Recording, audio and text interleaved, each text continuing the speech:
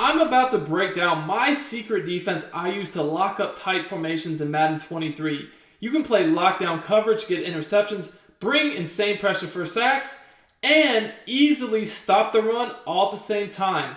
Let's get into it now to break down how I do it. Looking for Madden 23 Ultimate Team coins? AOEAH.com is the cheapest and most reliable coins on the market.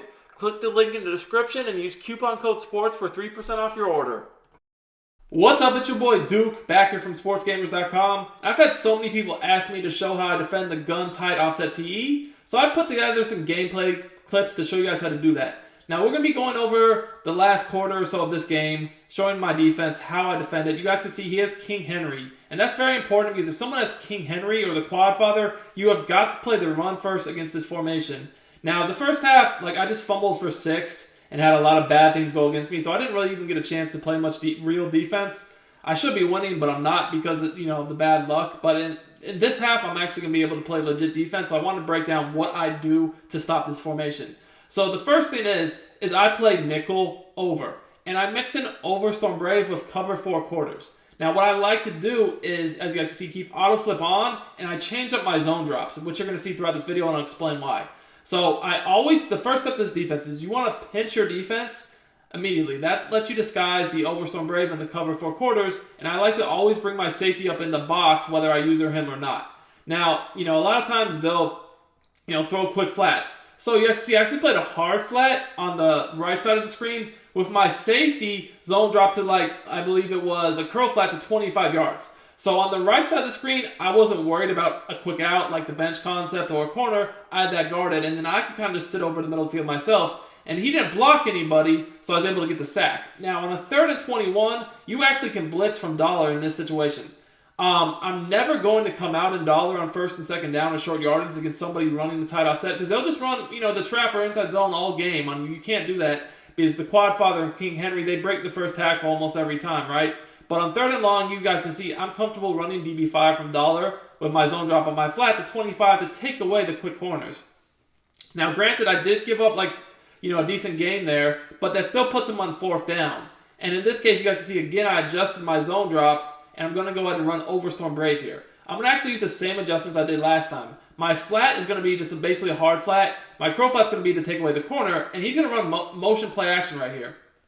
Now, when you do motion play action, it gives an extra blocker. So you guys can see what I did is still get pressure with my user is I stood directly over the O-line, kind of like the center, and at the snap, I basically had myself on a blitz angle with my user, and I engaged with that O-lineman. And even though he blocked an extra player and only sent 3 out on routes, you guys can see I still got the pressure for the sack. He had no time to get that route off. That's kind of my thought process with this blitz against tight offset. Is you already know what people are going to do when they're not running the ball. They're either throwing the quick flats and corners, either to the running back out of the backfield or like a bench out, or they're going to go ahead and try to run the play action play where they either hit the deep corner or like a quicker corner. So if you can take away the quick flat on one side of the screen and then kind of just watch the middle, if they end up running the play action, you guys can see what I do there. I just engage with the center. They don't have time for those deeper routes anyways. Now, if they don't run the play action, you can, again, you don't even have to do that. You can kind of just get your user and take him out of the play. And you guys can see here, he's going to come out in the single back wing stack formation. Because he's coming out in the single back wing stack formation, I have to play run first. Now, again, because I was just able to score a touchdown, this is now technically a 1-score game. But I'm down 8, so I could potentially, I do need a 2-point conversion, so I can't even rely upon this being the last drive of the game. I have to get the stop as quickly as possible here and also potentially conserve my timeouts.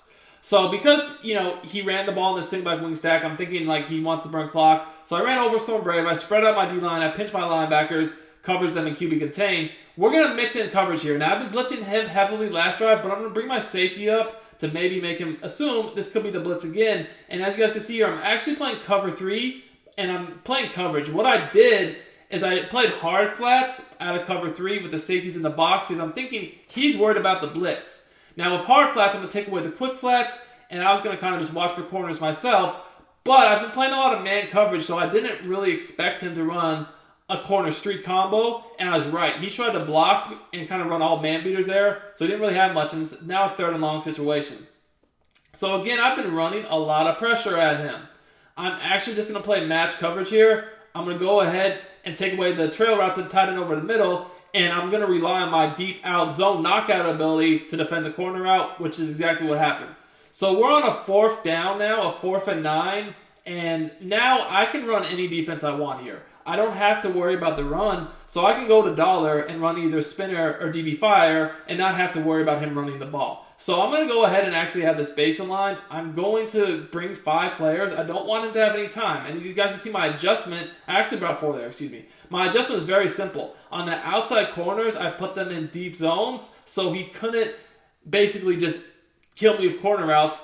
Looking to become a better Madden player and win more games? Check out sportsgamers.com. I built sportsgamers.com from the ground up to give you the best Madden tips, best Madden ebooks, all at the best price, bar none. We have a VIP membership that gives you access to the entire site, every ebook and every tip we release all year long for only $24.99. Click the link in the description. I've also pinned it in the comments, and use coupon code DUKE for 10% off your order.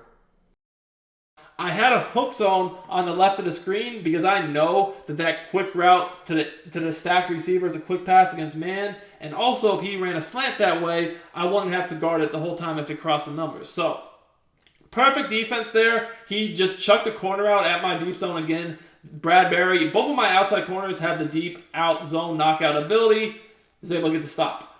First play of his drive, first play of my drive, I noticed that he was playing match himself. Now, I had noticed him playing match earlier in the game, and I noticed that a lot of times he didn't put the outside corner if I went to bunch in a third. He kept him in the quarter. So essentially, it's going to match man to man. I took advantage of that by running a C route to the outside, scored a touchdown. So now right here, I'm going for 2. Basically, I have a red zone threat that he has to respect, so I ended up running the ball. I thought, I could get in, and he just made an insane user tackle. So now I'm going to have to get another stop. But because I was able to play such good defense on him last drive, I was able to get a stop without having to burn my timeouts. And I still had the 2-minute warning because he didn't want to risk fumbling on the kick return. He didn't even bring it out. So now I have potentially 4 stoppages of play if I need it to get the stop here. Now again, you have to know these players want to run the ball. He is King Henry, and he has his X Factor activated right now. So I'm going to definitely run this nickel over Storm Brave. And when I do a QB contain, again, if I stand over the center and engage, I'm going to get pressure even if he runs a play action and only sends 3 out on a route. So again, I pinch my defense, QB contain, I take my user that's man to the running back and stand over the center, and I know, as you see there, even if he blocks extra players, I'm still going to get pressure. Now you've seen I'm putting my crow flats now actually back to default. And because he got a first down there, that wasn't the end of the world. That was the first play of the drive. A first down is not a big deal. And you guys see my adjustments again here are to stop the run. You cannot run the ball against this defense. There's too many people stacked in the box. You guys can see there he tried to run a counter because earlier in the game he tried to run inside zone or trap and just wasn't working. He tries to counter and it gets blown up. So again, I take my timeout. We're on 2nd and 13.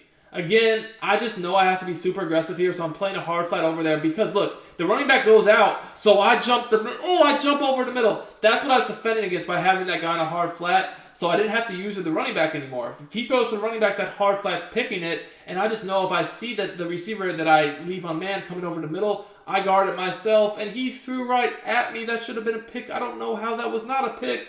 Oh, that was a bad break. But, so you guys can see, this defense locks the run up, and it gets pressure no matter what, so you can really get adjusty with your coverages. Again, you're seeing I'm changing my zone drops every play and taking away his quick flats, and he's in a box. Now, 3rd down, again, he's going to the stack formation, and at this point, I'm blitzing 5 of my user, playing the middle. Again, I put that guy in a deep zone, Carmichael, so that the corner route would not be open unless he uses a streak. But he's not been running streaks to run off my deep zones because I think he's just expecting me to be in all-out man coverage. Again, you have to know down and distance here. 3rd and long, 4th and long, you can play dollar against these guys because they're not going to run the ball.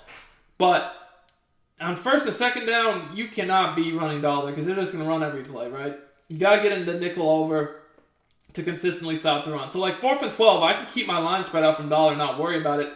I can back both of my DBs up, and I know that, now I just play the middle of the field myself, and he just chucks it right to me, and I'm able to get a pick. So, again, knowing that it was 4th and 12, I zone drop my flat zones back and them individually, back them off, so that the zone drop at 20, 25 yards, it would take away his corners, and then I moved the safeties down into the box so that he couldn't throw any quick seams, and then I was just kind of hanging out over the middle of the field myself. He just threw it right to me, and I got a pick. Guy's in an absolute cage, like I told you. This defense, I have defense for this formation, as you guys can see. So now, field goal wins me the game.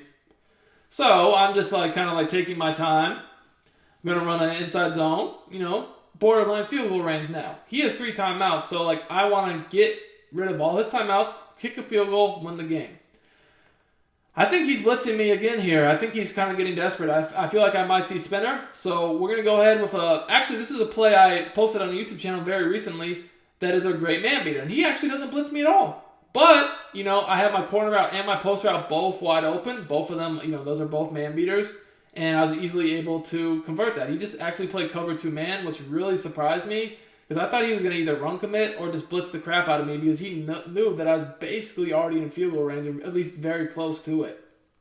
So now I'm thinking the run commit's coming for sure here. So I'm just going to look to hit my running back out of the backfield. I see him on the safety, so I feel like he's definitely run committing, right? In this situation, it makes sense.